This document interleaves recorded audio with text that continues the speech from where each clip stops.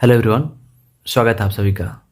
आज के वीडियो में हम लोग सामाजिक विज्ञान के टर्म 2 के सिंपल पेपर के बारे में बात करेंगे। साथ ही साथ ये भी देखने का प्रयास करेंगे कि सेकंड टर्म में आपका एग्ज़ाम का पैटर्न क्या होगा, कितने नंबर क्वेश्चन कितने रहेंगे, साथ ही साथ आपको किस क्वेश्चन के लिए कितना आंसर करने चाहिए और क्वेश्चन का लेवल क्या रहता है, इसको समझने का प्रयास करेंगे। यह वीडियो आपके टर्म 2 के लिए काफ़ी हेल्पफुल होगा, जिससे आप आगे की प्रिपरेशन अच्छी तरह से कर पाएंगे। तो आइए शुरू करते हैं। यहाँ पर देख पा रहे होंगे कि यहाँ पर कुछ जनरल इंस्ट्रक्शंस दिए गए हैं, इसके माध्यम से हम समझते हैं। जैसे देखेंगे तो पहला इंस्ट्रक्शंस कहता है कि question are divided into 5 sections. आपके यहाँ पे क्वेश्चन पेपर जो है वो 5 भागों में विभाजित है और सभी क्वेश्चंस यहाँ पर कंपलसरी होंगे। सेक्शन ए में दिया गया है कि यहाँ पर 1 to 5 क्वेश्चन है जो वेरी शॉर्ट आंसर टाइप होंगे। ठीक है, शुरुआती जो 5 क्वेश्चन होंगे वो शॉर्ट टाइप क्वेश्चन होंगे और प्रत्येक क्वेश्चन के 2 मार्क्स मिलेंगे। ठीक है, यानी कि 2 मार्क्स के 5 क्वेश्चन आपके पहले सेक्शन में। उसी प्रकार सेक्शन बी में आप देखेंगे तो यहाँ question 6 to 8 short answer type होगा, जो लघु उत्तरीय प्रश्न आते हैं उस प्रकार क्वेश्चन, और ये प्रत्येक क्वेश्चन 3 मार्क्स का होगा। ठीक है, और यहाँ पर अधिकतम आप 80 शब्दों में आंसर दे सकते हैं। ये भी ध्यान देना है कि आपके 3 मार्क्स के जो क्वेश्चन है उसके लिए आप 80 शब्द से अधिक में आंसर नहीं करेंगे। उसी प्रकार 2 अंक के जो क्वेश्चन थे उसमें आप 40 वर्ड से अधिक आप आंसर नहीं करेंगे। ठीक है, तो यहाँ पे ये हो गया। तीसरा सेक्शन जो है, ये तीसरा सेक्शन कहता है कि question 9 and 10 are long type question. जो क्वेश्चन नंबर 9 और 10 होगा वो दीर्घ उत्तरीय प्रश्न होंगे और ये प्रत्येक क्वेश्चन 5 अंक के होंगे, यानी 5 अंक के 2 क्वेश्चन आपके पास होंगे और इसके लिए आपको अधिकतम 120 शब्द लिखने हैं। ठीक है, अधिकतम आप 120 शब्द में आंसर कर सकते हैं। उसी प्रकार सेक्शन डी हमारे पास है। सेक्शन डी जो है इसमें क्वेश्चन नंबर 11 और 12 हैं जो केस बेस्ड क्वेश्चन होंगे, जो केस आधारित क्वेश्चन थे जो आप टर्म 1 में भी सॉल्व किए थे। उसी प्रकार के यहाँ पे 2 क्वेश्चन केस स्टडी रहेंगे। और सेक्शन ई जो है इसमें question number 13 map based question होगा, जो मानचित्र आधारित प्रश्न आते हैं उस प्रकार के यहाँ पर 13 नंबर क्वेश्चन है और ये 3 अंक का क्वेश्चन होगा। और ये 3 अंक जो है वो 2 पार्ट में डिवाइड है। 13.1 जो हिस्ट्री से 1 मार्क का होगा और 13.2 जो ज्योग्राफी से 2 मार्क्स, यानी कि मैप आधारित प्रश्न आपके 1 होंगे और ये 2 भागों में बटा है, 1 अंक हिस्ट्री से और दूसरा 2 अंक ज्योग्राफी से। तो इसको आपको ध्यान रखना है। नेक्स्ट जो आपका यहाँ पर इंस्ट्रक्शंस है, there is no overall choice in the other questions, however an internal choice has been provided in the few questions. यहाँ पर सभी क्वेश्चन के कोई ओवरऑल चॉइस नहीं है, हालांकि कुछ इंटरनल क्वेश्चन के चॉइस दिए गए हैं। ठीक है, अथवा जिसको हम बोलते हैं कि अथवा में कोई क्वेश्चन के आपके प्रश्न मिल सकते हैं। ठीक है, तो आइए देखते हैं कि क्वेश्चन का आपका क्या यहाँ पैटर्न रह रहा है। सेक्शन ए यहाँ पर दिया हुआ देखें तो सेक्शन ए 2 into 5 2 नंबर के 5 क्वेश्चन 10 नंबर के क्वेश्चन आप देखना चाहेंगे तो देख सकते हैं। How did the non cooperation movement unfold in the cities and town of India. ठीक है, ये 2 नंबर का क्वेश्चन है।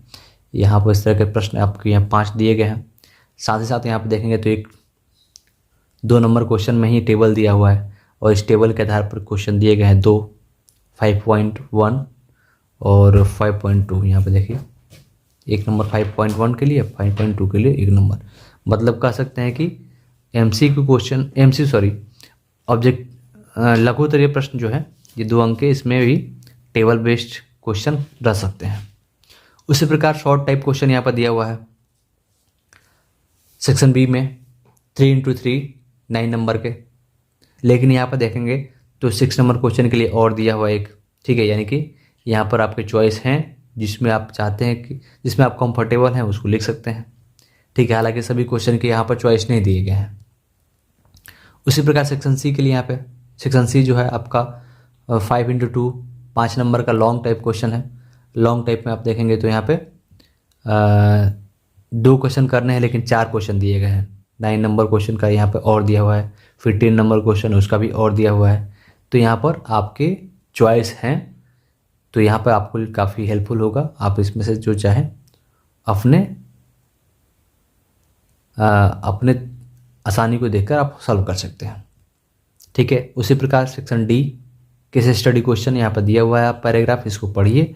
उसी के आधार पर यहाँ पर देखेंगे तो एक केस स्टडी में 3 क्वेश्चन दिए हुए हैं। क्वेश्चन 1 नंबर का, फिर दूसरा 1 नंबर का, और फिर तीसरा क्वेश्चन 2 नंबर का। मतलब एक केस स्टडी 4 अंक के होंगे, लेकिन 3 ही क्वेश्चन हैं। 3 क्वेश्चन में 2 क्वेश्चन 1 नंबर के और दूसरा क्वेश्चन 2 नंबर का यहाँ पे। ठीक है, इसको ध्यान रखना है। उसी प्रकार यहाँ दूसरा केस स्टडी है, इसमें भी यहाँ पर 3 क्वेश्चन है, 1 नंबर के 2 क्वेश्चन और फिर 2 नंबर के 1 क्वेश्चन। अंतिम में आप देखेंगे तो यहाँ पर मैप आधारित यहाँ पर प्रश्न दिया हुआ है। ठीक है, मैप आधारित प्रश्न में क्या होता है, इसमें आपको ध्यान रखना है कि यहाँ पर देखेंगे on the given outline political map of India identify the place marks A with the help of following information and write its correct name on the line marked near it। ठीक है, मतलब इन्फॉर्मेशन के आधार पर map में एक mark स्थान है, उसको पहचान करना है और इन्फॉर्मेशन के माध्यम से आपको उसके आंसर करने हैं। जैसे the place where non cooperation movement was called off due to violence. ठीक है, जहाँ पे हमारा असहयोग आंदोलन बंद हो गया था वायलेंस के कारण, तो उस स्थान को आपको बताना है। ठीक है, उसी प्रकार 13.2 जो ज्योग्राफी से क्वेश्चन होगा, 2 क्वेश्चन इसमें दिया हुआ है कि नामरूद थर्मल प्लांट को दर्शाना है। ठीक है, लोकेट करना है, और नोएडा सॉफ्टवेयर टेक्नोलॉजी या इसको कर सकते हैं। और फिर दूसरा है राजा संसी यानी कि श्री गुरु रामदास जी इंटरनेशनल एयरपोर्ट कहाँ है, इसको भी आपको लोकेट करना है। ठीक है, तो यहाँ पर आपके क्वेश्चन रहेंगे। जैसे यहाँ पर देखिए मैप दिया हुआ है और यहाँ पर ए मार्क है, यहाँ पर नॉन कोऑपरेशन जो मूवमेंट था उसका स्थान को बताना है जहाँ पे वायलेंस हुआ था और नॉन कोऑपरेशन मूवमेंट को वापस ले लिया गया था।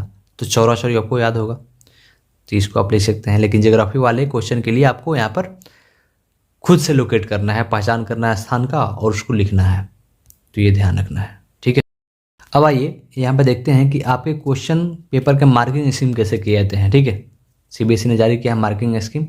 ठीक है, इसको समझ लेते हैं। देखिए पहला क्वेश्चन है, पहला क्वेश्चन जो आपका 2 नंबर का था। अब इसके लिए CBSE ने इतने यानी कि 7 पॉइंट में आंसर दिए हैं, लेकिन अंत में लिखा हुआ है एनी 2 पॉइंट। देख रहे हैं, ज़्यादा मार्क हमने किया है, यानी कि 2 नंबर क्वेश्चन के लिए कम से कम 2 पॉइंट में आंसर आपके होने चाहिए, इसको ध्यान रखना है। ठीक है, उसी प्रकार आगे 3 नंबर वाले क्वेश्चन देख लेते हैं। यहाँ पे हाँ ये रहा 3 नंबर क्वेश्चन। ठीक है, यहाँ पर 3 नंबर के क्वेश्चन है। अब इसके लिए CBSE ने आपको 5 पॉइंट में आंसर यहाँ पर सजेस्ट किए हैं, लेकिन इसमें से आप एनी 3 पॉइंट को लिख सकते हैं। ठीक है, कोई 3 पॉइंट अगर लिखते हैं तो इस क्वेश्चन का आंसर आप लिख पाएंगे। ठीक है, कंप्लीट कर पाएंगे। तो 3 नंबर क्वेश्चन के लिए कम से कम 3 पॉइंट आपके होने चाहिए। उसी प्रकार 5 नंबर क्वेश्चन देख लेते हैं। यहाँ पर 5 नंबर क्वेश्चन है, यहाँ देखिए 9 नंबर क्वेश्चन, इसका मार्क्स फुल 5 नंबर का है और CBSE ने यहाँ पे आंसर दिए हैं 7 पॉइंट में। ठीक है, लेकिन अंत में यहाँ पे लिखा हुआ है एनी 5 पॉइंट, यानी कि 5 नंबर क्वेश्चन के लिए कम से कम 5 पॉइंट में आपके आंसर होने चाहिए। ठीक है, तो ये आपका रहा। उसी प्रकार अब मैप वर्क जो था उसको भी दिखा देते हैं आपको हम। ठीक है, यहाँ पर देखिए मैप वर्क में ये जो आपका सेक्शन वहाँ पर जो था मार्क, वहाँ पे आंसर करेंगे चौड़ी चौरा। ठीक है, बाकी आपको दर्शाना है Namrup thermal power plant, Noida software technology park और राजा हंसी जो एयरपोर्ट है जो पंजाब में है, इसको आप खुद से लोकेट करके लिखना है। ठीक है, तो इस प्रकार हमने मार्किंग स्कीम भी समझ लिया है। तो इस वीडियो में इतना ही। मुझे विश्वास है कि ये वीडियो आपको काफ़ी हेल्पफुल होगा। मिलते हैं अगले वीडियो में, तब तक के लिए बहुत बहुत धन्यवाद।